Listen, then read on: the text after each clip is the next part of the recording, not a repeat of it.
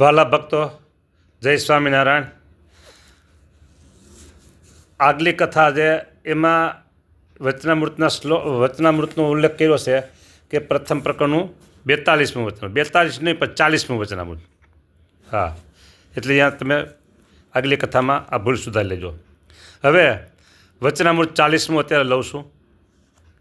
મુક્તાનંદ સ્વામીએ પ્રશ્ન પૂછ્યો છે કે સવિકલ્પ સમાધિ અને નિર્વિકલ્પ સમાધિ કેને કહેવાય?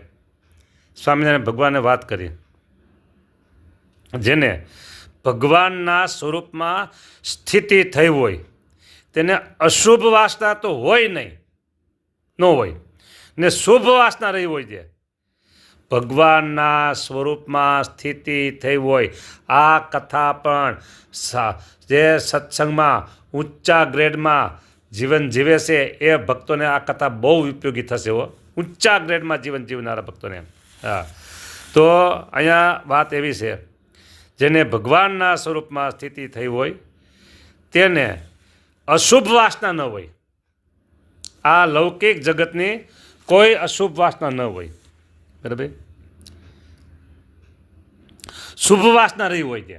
શુભ વાસના કઈ સાંભળો, હું નારદ, સનકાદી કે શુકજી જેવો થાવ, અથવા નરનારાયણના આશ્રમમાં જઈને તે આશ્રમના મુનિ ભેળો રહીને તપ કરું, અથવા શ્વેતદ્વીપમાં જઈને તપ કરીને શ્વેત મુક્ત જેવો થાવ.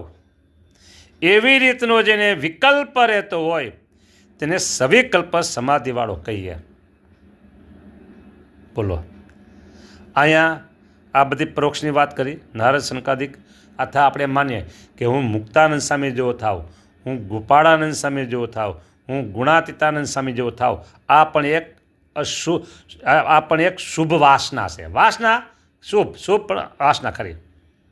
પછી બીજો એવો પ્રશ્ન આવે કે જો ક્ષમા કરજો, અહીંયા પ્રસંગ આવ્યો છે એટલે હું બોલું છું, કોઈને એક નિમિત્ત નથી કરતો. તમે ક્ષમા કરજો, ક્ષમા કરજો, 3 વખત કહું છું, ક્ષમા કરજો. કોઈને લાગુ પડતું હોય તો આપણે એમ થાય કાલો હરિદ્વાર જઈને કથા કરીએ, અથવા હરિદ્વાર જઈને ભજન કરીએ, અથવા ઋષિકેશ જઈને કથા કરીએ, ઋષિકેશ જઈને ભજન કરીએ, અથવા કન્યાકુમારી, રામેશ્વર કે જગન્નાથપુરી જાય અને અહીંયા કથા કરીએ, અથવા અહીંયા ભજન કરવા 15 દી મહિનો રોકાઈએ, અથવા તો બદ્રિકાશ્રમ, બદ્રીનારાયણ ને કેદારનાથ ને તે બધા તીર્થધામો ત્યાં પર જઈ અને ભજન ભક્તિ કરીએ, જપ કરીએ, તપ કરીએ, 15 દી રોકાઈએ, કથા પારણ કરીએ, બરાબર. હા, નામ ના વધે, જરૂર નામ ના વધે. હા, જગન્નાથપુરી, હા, રામેશ્વરમ, હા, કન્યાકુમારી, હાલો જાય, બધાને રખ ભાઈ. પણ ગ્રેડ નીચો આવી ગયો, ગ્રેડ નીચો આવી ગયો. હા, શુભ વાસના આવી ગઈ, બરાબર, શુભ વાસના આવી ગઈ. સ્વામિનારાયણ ભગવાને તો ત્યાં સુધી કહી દીધું. હા, શું કોઈ પ્રભુએ વાત કરી છે, કોઈ જોરદાર વાત કરી છે. હા, સમજાય એના કામની છે, બધાના કામની નથી. જેને સમજાય એના કામની છે વાત. જોરદાર પ્રભુએ કરી હો, જોરદાર, અતિ જોરદાર વાત કરી હો, અતિ જોરદાર વાત કરી. હા, પણ ગળે કેટલાને ઉતર્યા? ગળે કેટલાને ઉતરે? જો મહારાજ શું વાત કરી સાંભળો. વચનામૃત છે ગઢડા મધ્ય પ્રકરણનું 42. હા, 42 વચનામૃત. હા, પુરુષોત્તમ ભગવાન બ્રહ્માંડ પ્રત્યે જ્યાં જેવું રૂપ પ્રકાશવું જોઈએ ત્યાં તેવા રૂપને અક્ષરધામમાં રહ્યા થકા પ્રકાશે છે, બરાબર. માનો કે પ્રભુ છપૈયામાં પ્રગટ થયા, ગુજરાતમાં વિચરણ કર્યું, લીલાઓ કરી, તો જ્યારે છપૈયામાં પ્રગટ થયા ત્યારે પણ અક્ષરધામમાં તો હતા જ, અને અહીંયા બીજા રૂપે પ્રગટ થયા. અક્ષરધામમાં રહ્યા થકા પ્રકાશે છે, અને પોતે તો સદાય અક્ષરધામમાં જ રહે છે. સાંભળજો હજી. અને જ્યાં એ પુરુષોત્તમની મૂર્તિ છે ત્યાં જ કેટલો ભાર આપ્યો. ત્યાં જ અક્ષરધામનું કેન્દ્ર બિંદુ છે, મધ્ય બિંદુ છે મારા વાલા ભક્તો. બોલો વાલીડાવો, બોલો.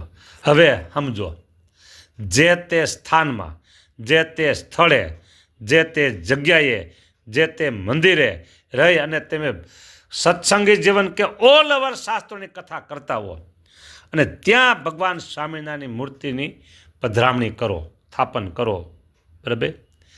તો એ જે જગ્યાએ તમે કથા કરો છો, જે જગ્યાએ તમે જપ તપ વ્રત કરો છો, એ અક્ષરધામનું મધ્ય બિંદુ થઈ ગયું. પણ આ કોને સમજાય? બોલો.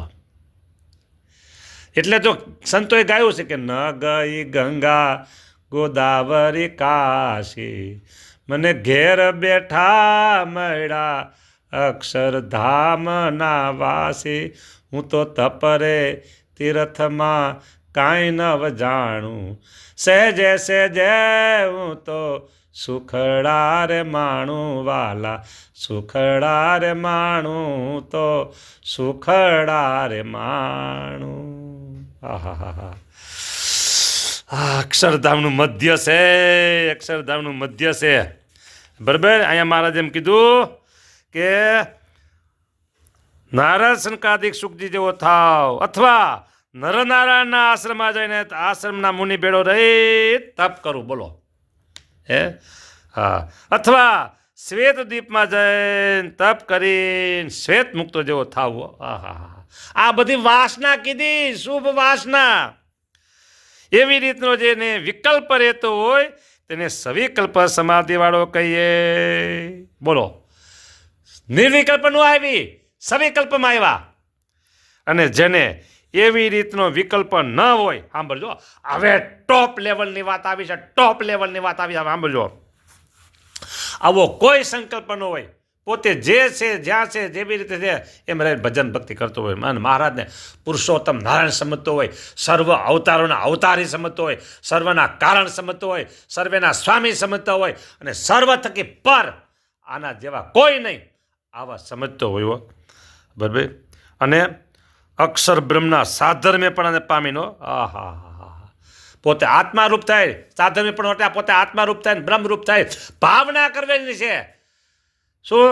હું આત્મારૂપ છું, બ્રહ્મરૂપ છું, તેજરૂપ છું, અક્ષરધામ રૂપ છું, એવી ભાવના કરીને કેવળ ઓનલી ફોર વન, કેવળ ભગવાનની મૂર્તિને વિશે નિમગ્ન રહેતો હોય. આ હા હા હા હા હા હા, નિમગ્ન અર્થાત રસબસ, રસબસ હોય રહી રસિયા સંગ જીવ મિસરી પય માહી ભળી. આજ એકાદશી સફળ પડી ગઈ. આ હા હા હા, જોરદાર વાત છે. ભગવાનની મૂર્તિને વિશે નિમગ્ન રહેતો હોય તેને નિર્વિકલ્પ સમાધિવાળો કહીએ. આપણે દરરોજ એવરી ડે બોલીએ છીએ, નિર્વિકલ્પ ઉત્તમ અતિ નિશ્ચય તવ ઘનશ્યામ મહાત્મા જ્ઞાની ભક્તિ તવ. નિર્વિકલ્પ ઉત્તમમાં ઉત્તમ સ્થિતિ છે, બરાબર. પણ સ્વામીએ તો એમ કહ્યું નિર્વિકલ્પ ઉત્તમ અતિ. અતિનો અર્થ મોટા મુક્તો એવો કર્યો, મૂર્તિમાં રોમ રોમ રસ બસ રહેવું, એટલે અતિ નિર્વિકલ્પ ઉત્તમ અતિ નિશ્ચય. બોલો. અને પોતાને ધામ રૂપમાં ને અક્ષર રૂપમાં ને આત્મા રૂપમાં ને ત્યાં સુધી નિર્વિકલ્પ નિશ્ચય, અને ઉત્તમ અતિ નિર્વિકલ્પ ઉત્તમ નિશ્ચય, અને ઉત્તમ અતિ નિશ્ચય, અતિ નિર્વિકલ્પ ઉત્તમ નિશ્ચય. અને વચનામૃત છે લોયાનું 12, નિર્વિકલ્પ ઉત્તમ નિશ્ચય. એમાં 6 પ્રકાર નિશ્ચય કીધા. એમાં 3 સવિકલ્પ અને 3 નિર્વિકલ્પ. સવિકલ્પમાં આપણે જવું નથી, લઈને જરૂર નથી. નિર્વિકલ્પમાં ઉત્તમ જોઈશે તો ધામરૂપ થઈને, અક્ષરરૂપ થઈને, આત્મારૂપ થઈને, બ્રહ્મરૂપ થઈને ભક્તિ કરે તો એ નિર્વિકલ્પ ઉત્તમ નિશ્ચય. અને ઉત્તમ અતિ નિશ્ચય, અતિ નિશ્ચય કરવો હોય તો મૂર્તિમાં રોમ રોમ રસબસ રહેવું. મૂર્તિમાં રોમ રોમ રસબસ રહેવું એને કહેવાય છે ઉત્તમ અતિ નિશ્ચય, બરાબર. એટલે અહીંયા વચનામૃત કીધું, હા, નિર્વિકલ્પ સમાધિવાળો કહીએ. અક્ષર બ્રહ્મના સાધન પણ પામીને કેવળ ભગવાનની મૂર્તિને વિશે નિમગ્ન રહેતો હોય તેને નિર્વિકલ્પ સમાધિવાળો કહીએ. પછી વળી મુક્તાનંદ સાહેબ ભક્તિમાં ઉપાસનામાં શું ભેદ છે એવા પ્રશ્ન આખો બદલે છે હવે.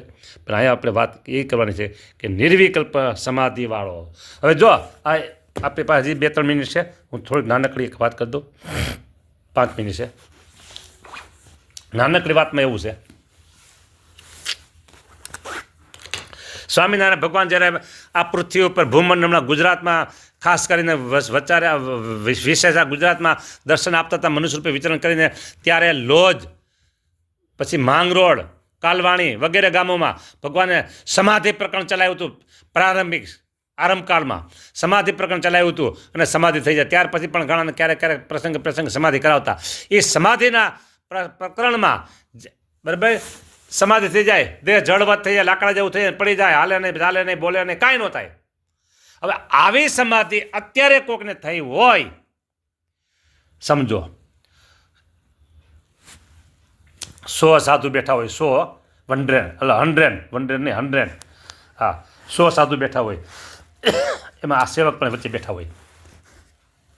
બીજાને કરતા હું મારી માથે જ લઉં, મને સમાધિ થઈ ગઈ અને હું છતો પાઠ પડી ગયો અને આજુબાજુના લોકો કે શું થયું, બધી રીતે ટેસ્ટ કરે તો કોક કે આને તો ઘણી સમાધિ થાય છે. હે સમાધિ, હા સમાધિ.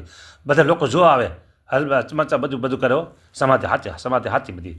અને 2 કલાક થાય અને હું પછી જાગું અને આ બેહૂબ બધા ધામોની વાત કરું, આ બેહૂબ અક્ષરધામની વાત કરું, આ બેહૂબ બ્રહ્માંડની બધી વચનની વાત કરું.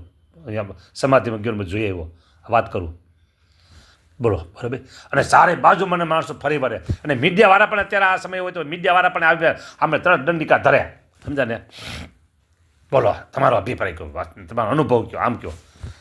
આવું બધું થાય તો મને માન આવે કે ન આવે કયો જી? હું એમ માનું છું 100% મને માન આવે, 100% માન, કોઈને નહીં મને. આ અભિમાન ઈગો કેટલો વધી જાય, ચરમસીમાએ પૂગી જાય. અને ભગવાનના સ્વરૂપમાં આવો નિશ્ચય હોય, અડગ નિશ્ચય હોય, નિર્વિકલ્પ ઉત્તમ અતિ નિશ્ચય હોય, બાજુવાળાને ખબર ન પડે આનો નિશ્ચય કેવો છે. અને એ સમાધિ કહેવાય, નિર્વિકલ્પ સમાધિ કહેવાય. આને કહેવાય નિર્વિકલ્પ સમાધિ. આમાં 100% માન આવવાની શક્યતા નથી. એટલે આ કહેવાય પાવરફુલ સમાધિ, પાવરફુલ નિર્વિકલ્પ સમાધિ.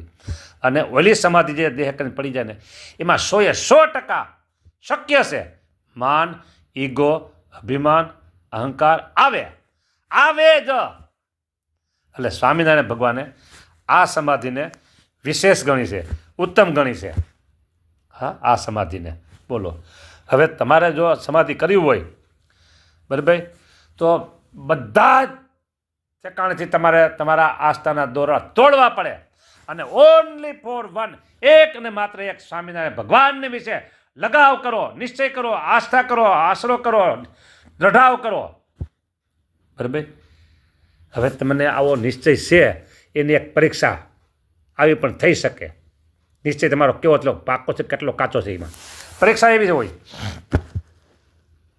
કે તમે અહીં કે 20-25 જણા બેઠા છો અને કોઈ એક વ્યક્તિ આવે, એ 10 દોરા લઈને આવે, 10-15 દોરા હોય, સમજો ને, ફિક્સ નહીં, 10-15-20 હોય અને તમે 25 જણા છો અને એમ કે આ ફલાણી જગ્યાએથી ફલાણા દેવનો અથવા ફલાણી વ્યક્તિ આપેલો ફલાણો પવિત્ર દોરો છે, લાવો મારા હાથથી જ હું તમને બાંધી દઉં, તમારું રક્ષણ થશે, ભગવાન તમારું રક્ષણ કરશે આ દોરાથી.